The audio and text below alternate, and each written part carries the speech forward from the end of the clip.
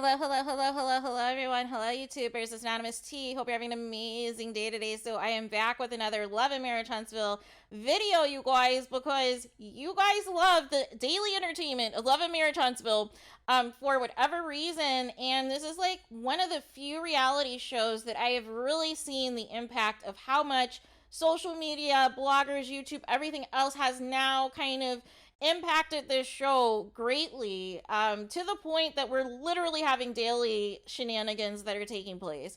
And the latest is to boycott, to do another blackout, you guys, this Saturday, this upcoming episode, because it is going to be, once again, trying to slander, Melody Cherie's mom and all this and that, and it's just too much, you guys.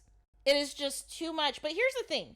Are we really going to black out this time, or are some of you still going to sneak and watch? Because I recall the other number of times that we did videos about a blackout and it did not impact the ratings, you guys. I think maybe one or two times it did negatively, but overwhelmingly for the other blackouts, the ratings actually went up. So either some of you secretly were watching, even though agreeing to the blackout, or there was other people who've never watched this show that all of a sudden decided to watch during the blackout episodes. So there is that. But what do you guys think? Are you guys going to be participating? And it's a multitude of reasons. It's not just because of this stuff about Melody Cherie's mom, which we know is fake news, which we know is completely false, and it is grasping at straws for a storyline, you guys. But a lot of people are disappointed with the show, and Carlos King is upset that people are calling the show ghetto and hood rat and all of these things, but you didn't have to take the show that way. Whose decision was it to take the focus off of this being about three black successful couples? Whose fault is that? Whose fault is that to bring on people that you know have nothing to lose, or they think they have nothing to lose, and say and do and act any old kind of way to the point things escalate eventually to violence? What do you think that message is sending, right? Because that's not why we originally tuned into the show. We tuned into the show originally because we thought this was about three black couples who are entrepreneurs who were working to make a difference in the community of Huntsville. And we're going to, rebuild, the land and have, help out those with low income housing. Really build up the community with different things, and everything just kind of seems on a standstill right now because Melody Cherie saw through the foolishness of what the comeback group was supposed to be and what it actually turned into, and she chucked the deuces. And then from there, we had the expose, of course, of Martel's affair, right? And then that kind of took over the show for a couple of seasons, and now finally they want to focus back in on some of the other couples, and they brought in new couples and this and that, and one who uncoupled in the middle of being in the midst of this show, and here we are, you guys, to where now it just seems like the show is just focusing on trying to take Melody Cherie down, which is not entertaining television to watch, you guys. It is not entertaining television to watch. It is boring.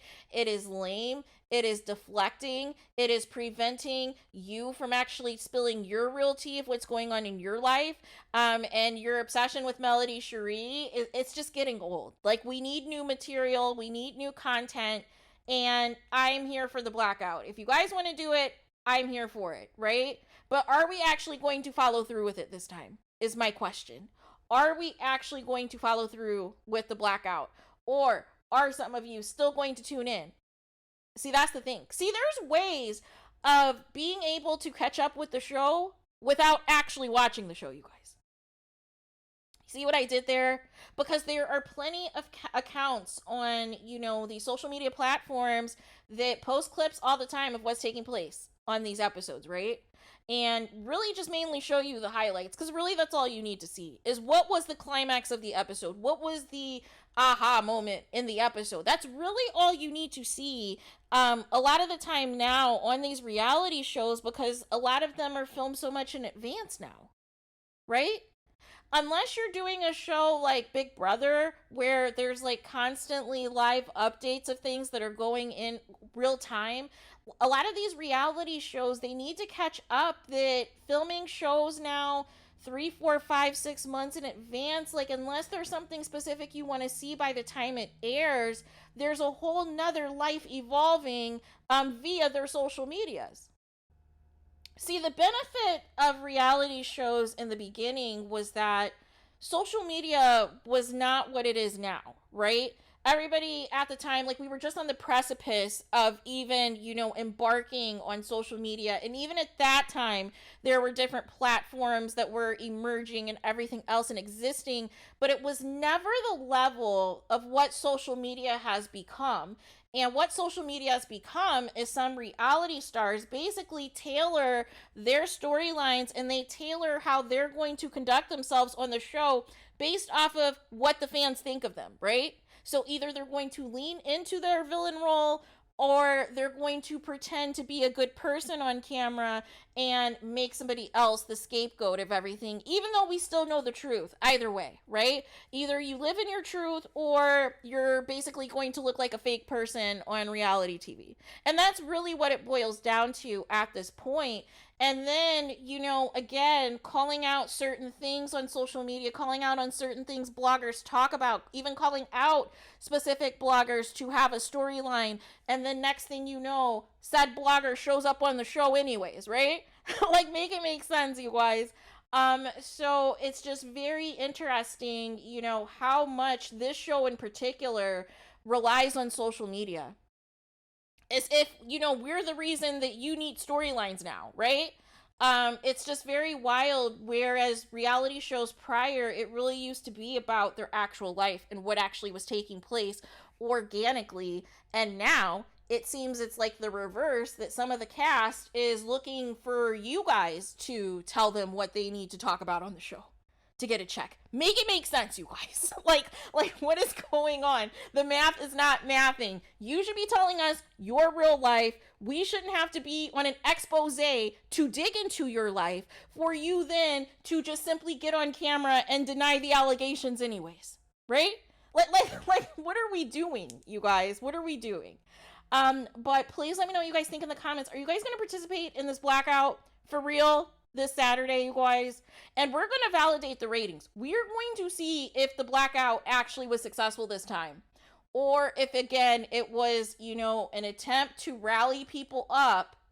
And, some of the secret fans are like, oh, I need to tune in. I haven't watched the show in weeks. And then all of a sudden they get a ratings bump, you guys. So let me know in the comments what your plans are. Is this blackout for real this time, or are you still going to sneak and watch? No judgment, but I just want to know if we're keeping the same energy, you guys. So let me know what you guys think in the comments. Please do not forget to like, comment, and subscribe. Hit the notification bell so you're notified the moment I post new content on my channel. And with that being said, I'll talk to you guys again very soon.